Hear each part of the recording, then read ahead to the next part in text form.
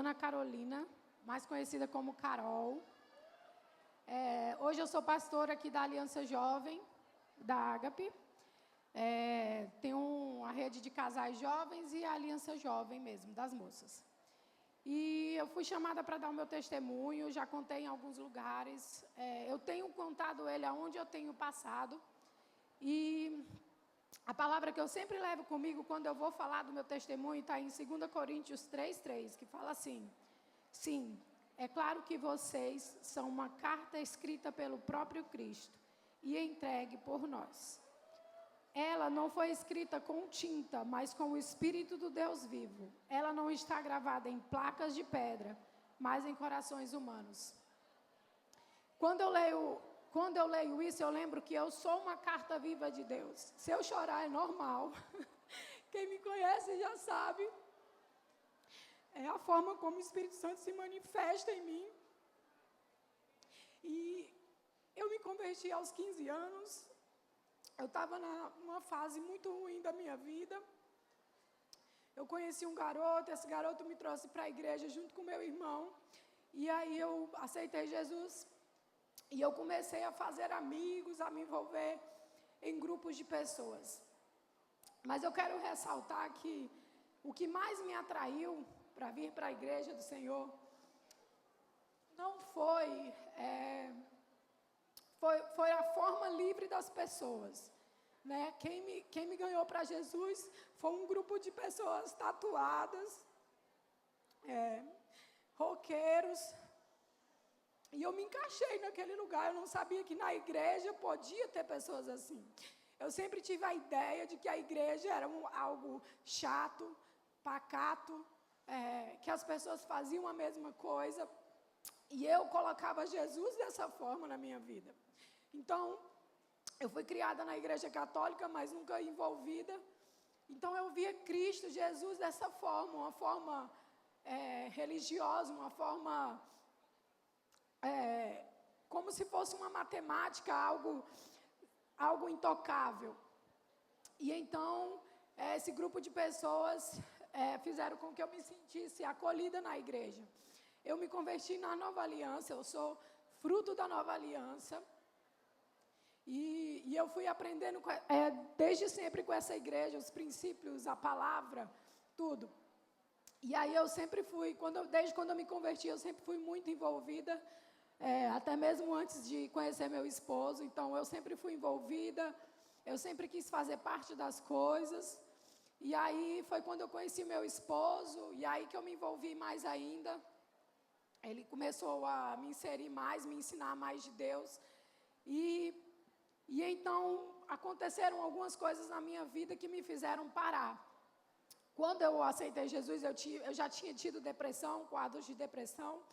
E aí quando eu entrei na igreja, que se passaram uns 3 anos, aquela ansiedade veio à tona. E eu me perguntava, como isso acontece dentro da igreja? Como eu estou assim dentro da igreja? Eu encontrei o amor da minha vida, Jesus. Como eu consigo me sentir assim ainda? E eu não conseguia entender porque aquela dor vinha, mesmo eu tendo Jesus. E aí, na época, não tinha muito conhecimento sobre essas coisas, né? Sobre terapia, sobre medicamento. Estava começando tudo isso. E então eu abandonei todas as coisas que eu fazia na igreja. Eu deixei célula, eu tinha uma rede, eu deixei a rede de células. Eu não quis fazer parte mais de nada da igreja. Eu só vinha para o culto e sentava no banco e mal adorava, mal conseguia adorar. E assim eu passei uma boa parte da minha vida. Eu me casei, eu participava das coisas, mas era como se eu não estivesse presente. Porque eu sou intensa em tudo que eu faço. Então, se eu faço, eu tenho que fazer parte mesmo, sabe? E para mim era só uma participação.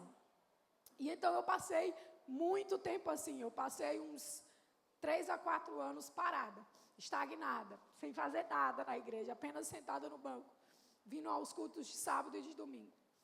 E aí foi quando eu tive a minha primeira filha, Ana Beatriz. E quando eu tive a Ana Beatriz, algo em mim despertou. E aí eu falei, amor, eu preciso começar uma célula de casais agora. E aí eu e o Johnny abrimos uma célula de casais, de jovens. E aí a gente começou, eu trabalhava no interior aqui, então eu passava 3 dias lá, vinha, fazia a célula. E aí a gente passou 1 ano com essa célula, depois o pastor já passou a rede toda de casais para a gente.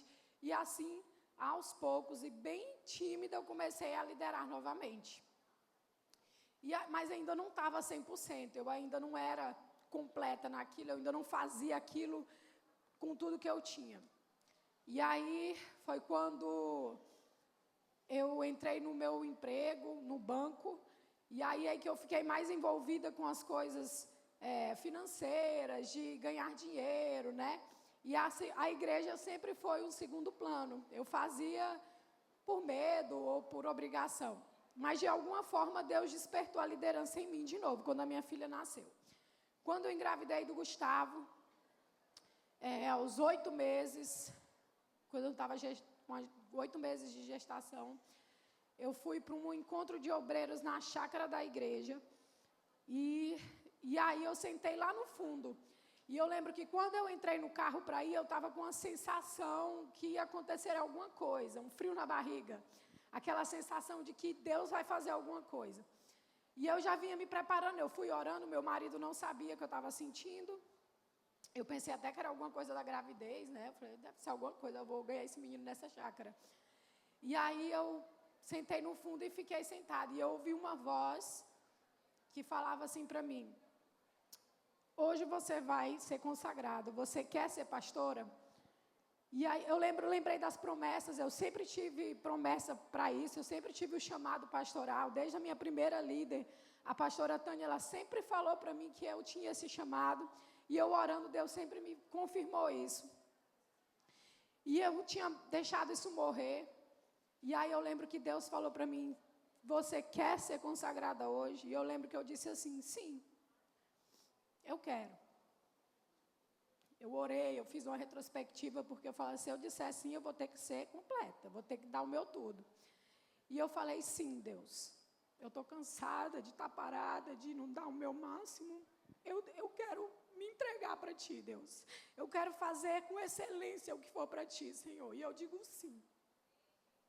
E eu lembro que na hora que eu respondi, o pastor Nonato, lá do outro lado da chácara, me chama. E quebra todos os protocolos.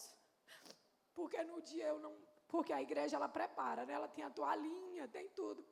E nesse dia, Deus quebrou todos os protocolos. E eu fui consagrada, a pastora, nesse dia. E grávida de 8 meses, totalmente rendida ao Senhor. E aquele dia eu sabia que eu tinha que girar a chave, como foi falado aqui. E esse congresso, ele não é uma coincidência, gente. Você que está aqui hoje, precisa ser ativada. Você que está aqui hoje, precisa dizer sim à voz de Deus. Eu sei que tem muitas mulheres que já são pastoras aqui, mas tem as que ainda estão escondidas. Tem as que ainda estão paradas, estagnadas. E é tempo de se levantar. É tempo de dar o seu melhor para Deus. E depois que eu disse sim para Deus, eu comecei a dar o melhor para Deus. As pessoas começaram a ver a diferença na minha forma de falar, no meu trabalho, a forma de eu me relacionar. Foi aí que eu recebi a Aliança Jovem, sou pastora das moças, vai fazer já 2 anos e meio. E que 2 anos e meio na minha vida, viu? Foram 2 anos e meio que Deus me forjou de muita forma, que Deus falou comigo de muitas formas, que Deus me levantou de muitas formas, e eu estou disponível para Deus. Em outros tempos eu jamais estaria aqui, falando com vocês. Jamais eu estaria aqui. Mas eu falei, o que for para glorificar a Deus, eu faço. Eu saio da minha zona de conforto, e eu vou lá e vou fazer.